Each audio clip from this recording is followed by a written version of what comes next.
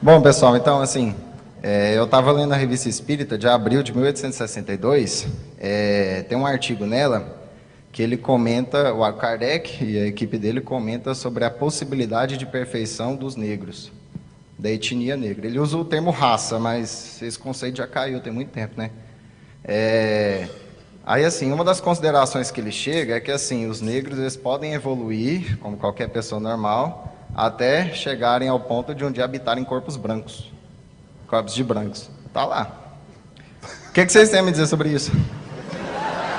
Obrigado, Rodrigo.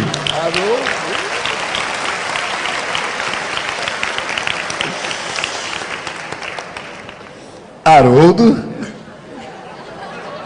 Essa pergunta, olha, essa pergunta ela é maravilhosa. Ela é maravilhosa. E aqui se tem uma coisa admirável no Espiritismo, é que ele possui mecanismos para neutralizar o dogmatismo. Então, se tem algo que o espírita tem que se precaver, é para não cair no dogmatismo. Então, eu só estou fazendo essas premissas aqui para a gente poder abordar o tema. Segundo, nós não somos uma religião do livro, porque Kardec diz, o Espiritismo está na natureza. Então nós não cultuamos livros, nós respeitamos a obra básica. Respeitamos porque fomos persuadidos por ela. Persuadidos. Então vamos entender o mecanismo aqui, que eu vou tentar resumir o que o Kardec explicou. Princípio doutrinário espírita, assunto abordado pelo Espiritismo e conjunto de comunicações e teses. Para que, então, vou tentar dizer na linguagem mineira, fofoca de espírito, teoria, princípio espírita. Nós temos que distinguir isso. Então, Kardec diz assim: aquilo que foi tornado um princípio da doutrina espírita teve que passar por vários Enems. Vários Enems, tem que fazer várias provas. A primeira delas, experimental. Experimental.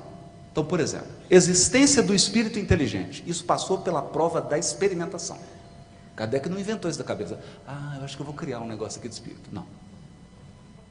Passou por todos os crivos da experimentação, depois da avaliação filosófica, do diálogo com os espíritos, milhares de comunicações, ou seja, controle universal dos ensinos, e aí ele chegou numa conclusão: olha, isso aqui é consenso, isso aqui é princípio. Ok, gente? Então vou citar alguns princípios. Deus, atributos da divindade, espírito, 3 elementos do universo: Deus, espírito, matéria, perispírito, reencarnação, evolução espiritual. Esses são princípios. Esses são princípios. Para que você venha e negue um princípio desse, o ônus da prova é seu.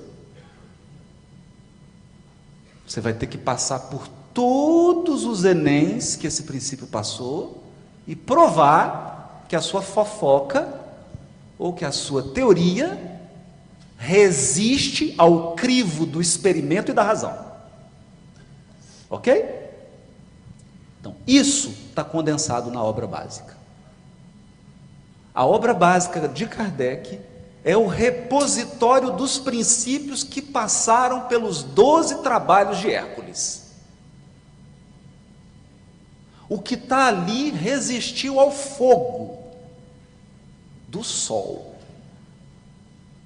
Milhões e milhões de graus Celsius. Passou pelo fogo e provou o seu valor.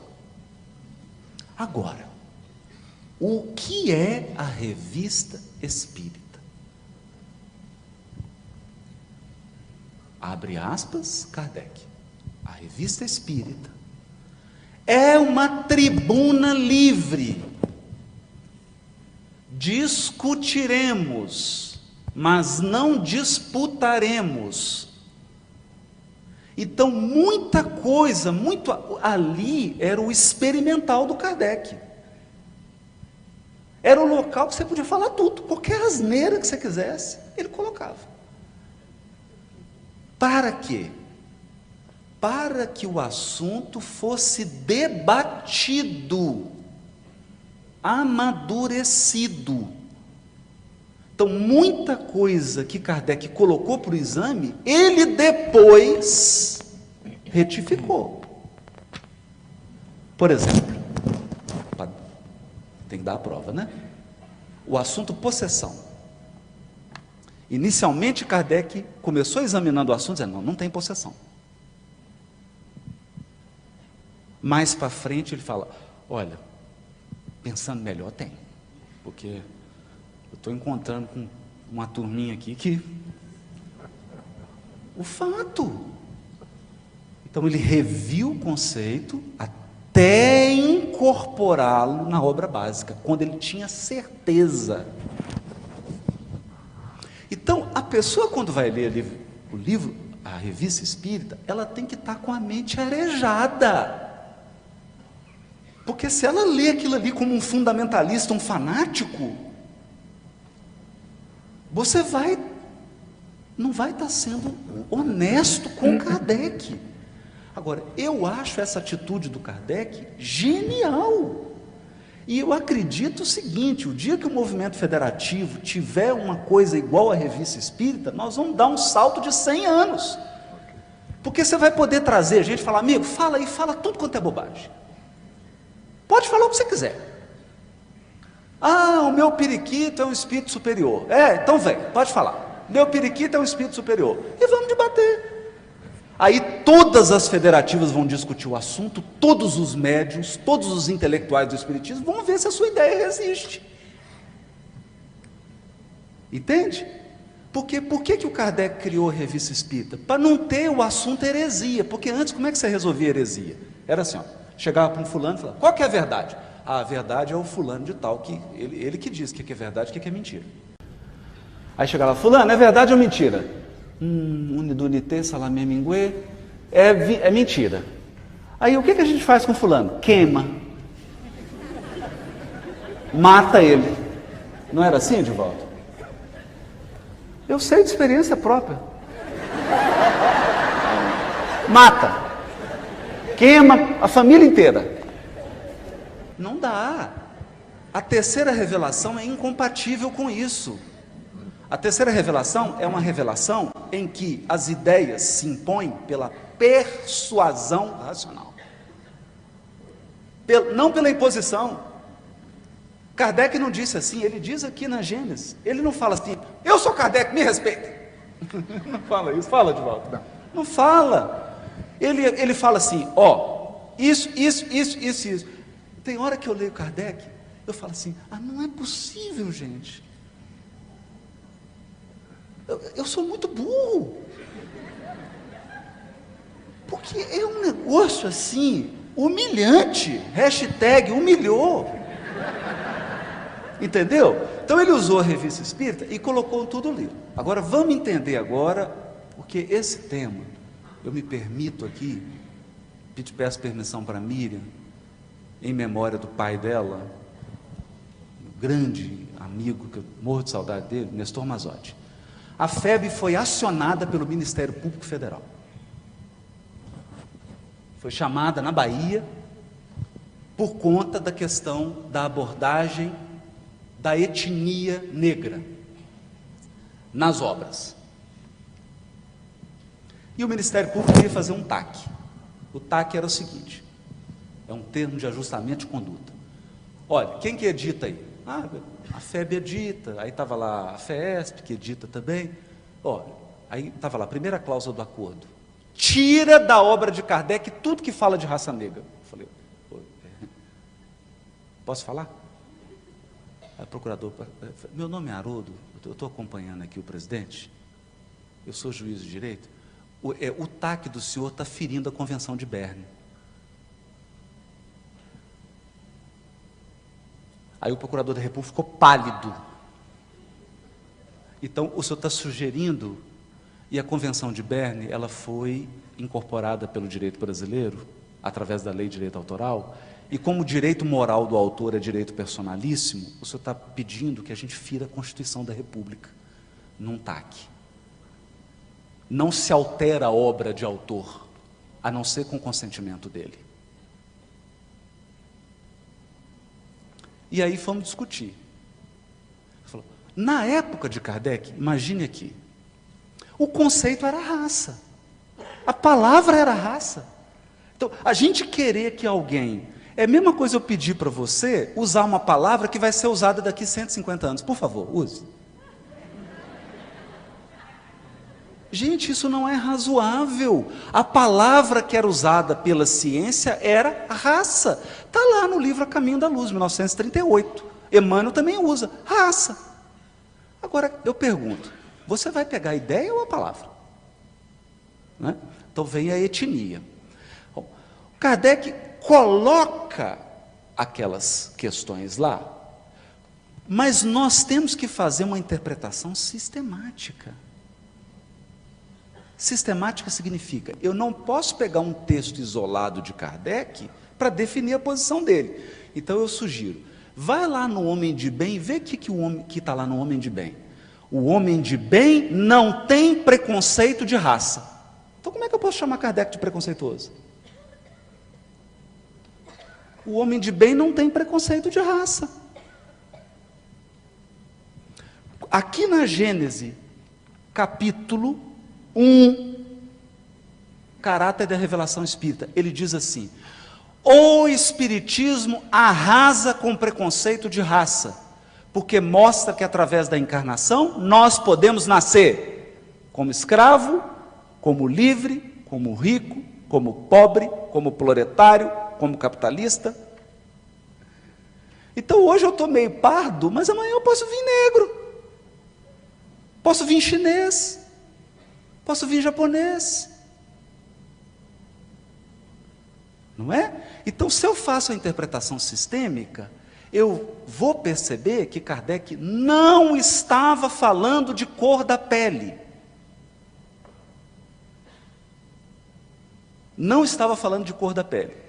Vamos examinar lá. Ele estava falando de processo civilizatório. Processo civilizatório. Não é? Então, na época, havia tribos, não só na África, era a África porque a África era vedete. Um minutinho para concluir, Para amigo. concluir. Mas havia tribos em vários outros locais do mundo canibais. E o Espiritismo, ele tem um princípio que é a evolução dos seres, das comunidades e das civilizações. Então, eu posso assegurar com certeza, a Europa de hoje é muito mais evoluída que a Europa do século XVIII. Porque as civilizações estão em processo de evolução. Ok? Então, nós temos que olhar esse olhar antropológico espiritual, em que Kardec está olhando as comunidades e está percebendo que elas vão sofrer um processo evolutivo. Mas isso tem nada a ver com cor da pele. Porque nós tínhamos comunidades também primitivas aqui no Peru, na América Latina, na Índia, na China, em várias partes do mundo. E lá tinham comunidades primitivas com a pele branquinha igual a sua. Então não é cor de pele, não é? E acredito que um texto especificamente que está no Obras Póstumas estava num documento que diziam que estava nos documentos pessoais do Kardec. Aí eu, como juiz, tenho dúvida.